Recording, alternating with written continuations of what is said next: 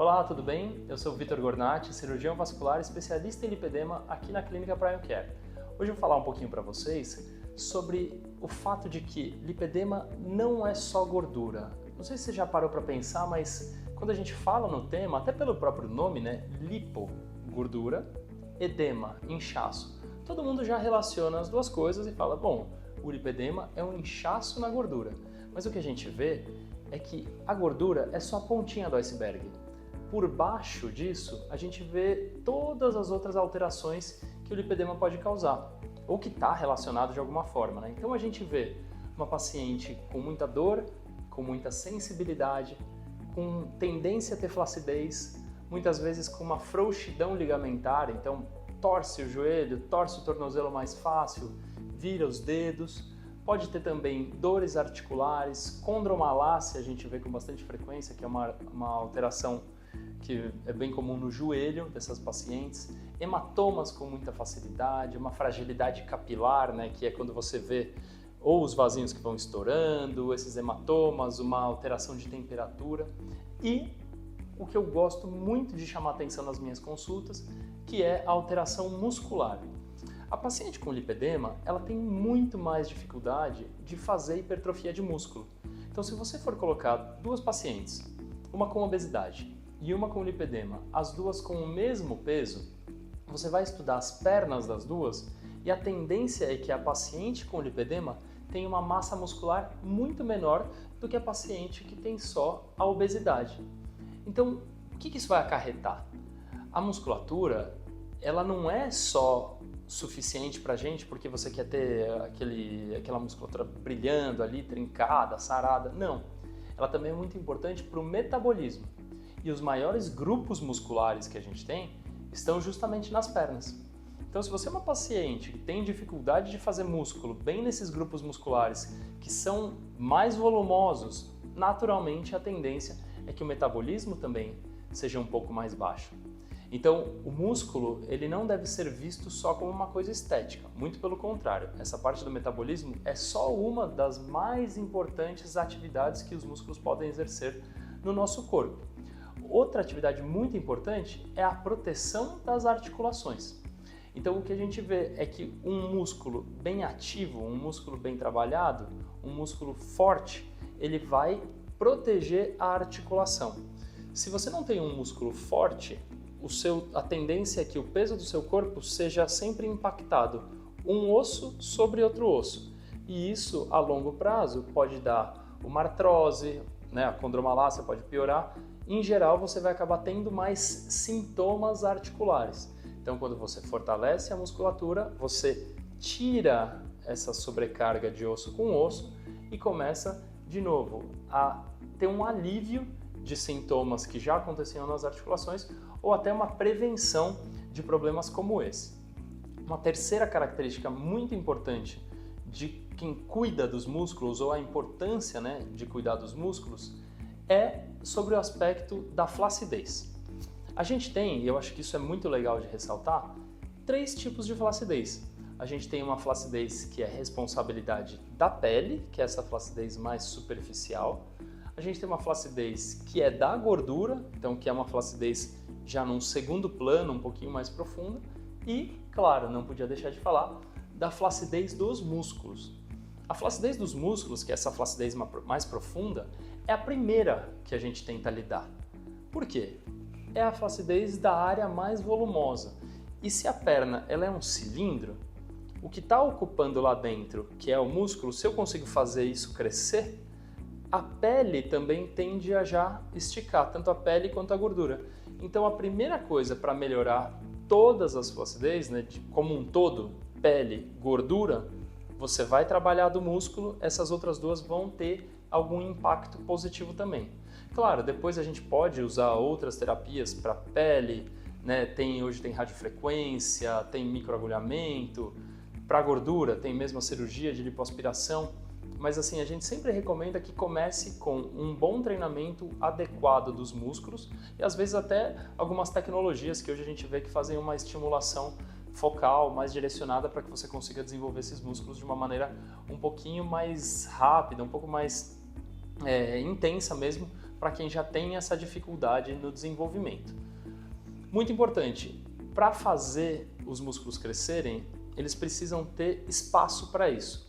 E a gente vê que a paciente com lipedema tende a ter um pouco mais de dificuldade no crescimento da cápsula, que é onde os músculos ficam represados ali dentro, que chama fáscia.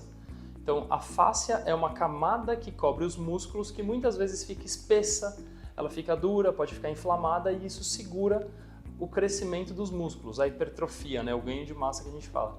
Então, uma das terapias recomendadas também é a drenagem linfática, especialmente quando se usa uma técnica que se chama liberação miofacial. Então, olha só na palavra, né? Mio é músculo, facial é a face. Então, liberação miofacial, soltar o músculo da face para que ele consiga deslizar com mais facilidade e ter um ganho de massa também mais fácil. E outras tecnologias. Então, você vê que sempre tem uma coisa que é da própria paciente, tem a parte que um profissional vai tentar fazer e tem a parte de tecnologias. Então, a gente vê, por exemplo, ondas de choque, LED pode ser uma coisa utilizada, né? Laser terapia pode ser uma coisa utilizada. Então você vai vendo até kinesiotaping, que são aquelas fitinhas usadas em atleta, vão ter alguma resposta sobre os músculos e sobre a fáscia. Poxa, mas então, da onde que a gente começa, né? Como é que a gente inicia essa jornada tão importante do tratamento dos músculos nas pacientes com lipedema? Mais uma vez, a gordura vai melhorar de maneira até secundária, né? A gente não vai só focar na gordura. Eu quero que o conjunto, tudo aquilo que eu falei no começo, melhore. E o músculo é o líder dessa tropa aí. Então é o primeiro que a gente vai fazer melhorar. Eu sempre começo com muitos estudos metabólicos, estudos funcionais e estudos dinâmicos da musculatura. Talvez o primeiro e o mais interessante deles é um estudo que é feito por uma equipe de fisioterapia, que eles vão dividir em 3 etapas. Vão fazer uma dinamometria, ou seja, avaliação da força dos grupos musculares, tanto na parte anterior, comparando um lado com o outro, quanto na parte posterior, a parte de trás, comparando com um lado com o outro, para você saber se tem desbalanços musculares, quanto comparando a frente com a parte de trás, se tem um equilíbrio entre a musculatura extensora, que é quando você estica a perna, e a musculatura flexora, que é quando você dobra. Sabendo essa dinamometria ou a força dos músculos, você consegue direcionar atividades específicas, treinos específicos, para que haja um equilíbrio na força e você possa então estimular esse paciente a fazer atividades um pouco mais intensas. Se você pega uma paciente que está com muita assimetria muscular e você manda ela, tenta correr, tenta fazer um exercício de um estímulo maior, um esforço maior, poxa, a chance de lesão começa a ficar muito grande. E se você tiver uma lesão numa paciente com lipedema, ela vai acabar perdendo massa muscular e acaba também desanimando, porque os resultados tão difíceis de conseguir vão ficando para trás. Então a gente tenta evitar isso a qualquer custo. Voltando para o exame que essas fisioterapeutas fazem, a gente vê o estudo de ativação muscular. Isso daí chama eletromiografia, né, com um biofeedback. E aí o que é visto nesses casos é através de um eletrodo que é colocado nos maiores grupos musculares da perna, glúteo, coxa e panturrilha, você consegue ver, além da força que é feita, qual músculo estava sendo utilizado para fazer aquela força. Porque, para dar um exemplo para vocês, eu posso levantar esse controle fazendo o meu bíceps trabalhar, mas eu posso levantar esse controle fazendo outros músculos trabalharem. Então você vê como a força não é o único parâmetro que a gente vai usar. A gente tem que ver também como está sendo a ativação dos seus músculos.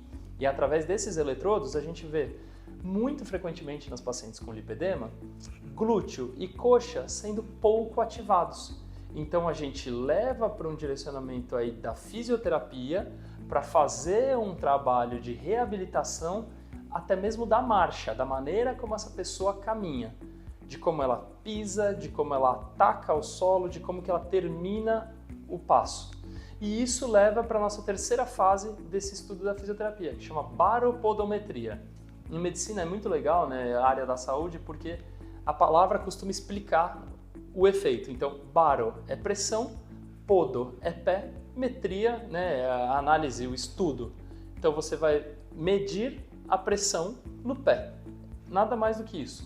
Um tapete que tem vários sensores de pressão para ver, poxa, você está jogando a pressão quando você caminha mais no calcanhar, mais na lateral do pé, mais na ponta dos dedos. E o que a gente mais vê nas pacientes com lipedema, geralmente é o pé ficando assim para dentro. É uma pisada que a gente fala que é pronada, usar pouco os dedos ou usar só o dedão. E isso vai levar a ter uma ativação muscular mais de um lado só da perna, geralmente o lado de dentro. Então o joelho também acaba tendo uma deformidade. Se você for ver, a longo prazo, os pacientes com lipedema que não cuidam vão ficando com o joelho valgo. É o joelho que tende a encostar, ele fica com a perna em X, né? O joelho vai encostando e o tornozelo vai ficando para longe. Então se a gente faz essa avaliação no começo do tratamento, fica muito mais fácil para eu inibir a evolução da doença, impedir as complicações que ela pode gerar. Além disso, a gente usa outros estudos que eu também considero muito importantes. Por exemplo, uma densitometria corporal. Poxa, é um estudo que é legal porque eu vou ter um ponto de partida do volume de músculo dessa paciente no começo do tratamento. Então eu vou ver tanto o volume do músculo por região, quanto o volume de músculo global. Ah, poxa, a perna direita estava com 10 quilos de músculo.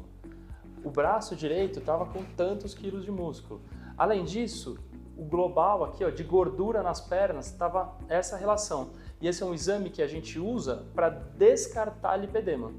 Então, se eu acho que você tem lipedema, essa densitometria não é que ela vai confirmar, mas ela vai sugerir, ok, realmente essa suspeita está no caminho. Mas se essa relação, que é gordura nas pernas sobre a quantidade de gordura total, vier abaixo de um valor específico, que é 0,38, aí eu já posso falar assim, não, isso não é lipedema e a gente vai investigar outras causas. Terceiro exame que eu gosto bastante para as pacientes de lipedema com relação à parte muscular é a bioimpedância. Só que a bioimpedância não é qualquer uma. Paciente de lipedema, a gente sempre procura usar uma bioimpedância que é um pouquinho mais elaborada, que ela vai conseguir fazer uma diferenciação de água dentro e fora das células.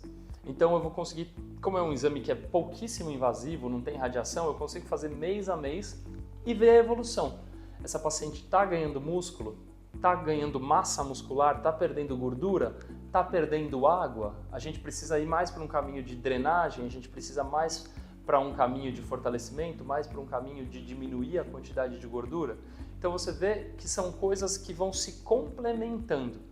A jornada da paciente com lipedema, ela não é simples, não é simplesmente você virar e falar assim, ah, vai lá, faz essa dieta, vai lá, faz um exercício. Infelizmente, a gente gostaria que fosse isso. E também não é tão traumática, radical, ao ponto de falar assim, não, só resolve fazendo cirurgia. Não, não é isso. A gente quer um equilíbrio. O que a gente busca é fazer com que as pacientes tenham uma melhor qualidade de vida. Se você conseguir melhorar a sua musculatura, naturalmente você vai ter um metabolismo maior, você vai ter função melhor, você vai ter menos sintomas e você tende a ter melhora da pele. Se isso já for o suficiente para você ficar feliz, tanto da parte de sintomas quanto da parte estética, ótimo, você evitou uma cirurgia trabalhando a sua musculatura, as suas atividades físicas. Se não foi o suficiente para você ficar satisfeita nem da parte de sintomas nem da parte estética, é nessa hora que a gente costuma recomendar a cirurgia. Você já fez o tratamento, você já está preparada para o que é o cuidado do lipedema e aí você vai fazer uma cirurgia numa condição já muito melhor. Então o recado que fica é, gente, lipedema é muito mais do que gordura.